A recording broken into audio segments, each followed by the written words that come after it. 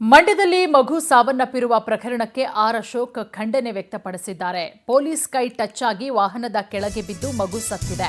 Traffic ಪೊಲೀಸರ ಎಡವಟ್ಟಿನಿಂದಲೇ ಮಗು ಸಾವನ್ನಪ್ಪಿರೋದು ಅಂತ ಹೇಳಿ ಆರ್ ಅಶೋಕ್ ಅವರು ಕಿಡಿಕಾರಿದ್ದಾರೆ. ಪೊಲೀಸ್ ಮತ್ತು ಗೃಹ ಇಲಾಖೆ ವಿರುದ್ಧ ವಿಪಕ್ಷ ನಾಯಕ ಆರ್ ಅಶೋಕ್ ಗರಂ ಆಗಿರೋದು. ಮೃತ ಮಗು ಕುಟುಂಬಕ್ಕೆ 25 ಲಕ್ಷ ಪರಿಹಾರ ಬಿಡುಗಡೆ ಮಾಡಬೇಕು ಅಂತ ಹೇಳಿ ಒತ್ತಾಯಿಸಿದ್ದಾರೆ. ಪೊಲೀಸ್ ಇಲಾಖೆಯಲ್ಲಿ ಶಿಸ್ತು ಇಲ್ಲದ ಕಾರಣ ಹೃದಯ ಹಿಂಡುವ ಘಟನೆ ನಡೆದಿದೆ. ವಾಹನ ಸವಾರರನ್ನ ತಡೆಯೋದು ಯಾಕೆ ಅಂತ ಹೇಳಿ ಆರ್ ಅಶೋಕ್ ಅವರು ವಾಗ್ದಾಳಿ ನಡೆಸಿದ್ದಾರೆ.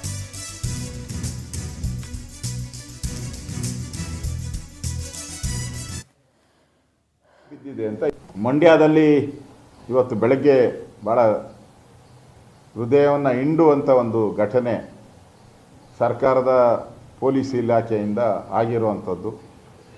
ಮಗುಗೆ ನಾಯಿ ಕಚ್ಚಿದೆ ಅಂತೇಳಿ ಅರ್ಜೆಂಟಾಗಿ ಆಸ್ಪತ್ರೆಗೆ ಕರ್ಕೊಂಡು ಹೋಗಬೇಕು ಅಂತೇಳಿ ಅವರು ಮೋಟ್ರ್ ಬೈಕಲ್ಲಿ ಹೋಗ್ತಾ ಇರಬೇಕಾದ್ರೆ ಈ ಮಾಮೂಲಿ ಪೊಲೀಸ್ ಬುದ್ಧಿ ಏನಿದೆಯಲ್ಲ ಹೋಗಿ ಅವ್ರನ್ನ ಅಡ್ಡ ಹಾಕಿದ್ದಾರೆ.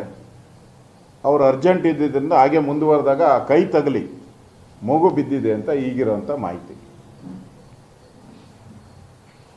ಕೆಳಗಡೆ ಬಿದ್ದಿದೆ, ತಲೆಗೆ ಏಟು ಬಿದ್ದು ಮಗು ತೀರ್ಕೊಂಡಿದೆ.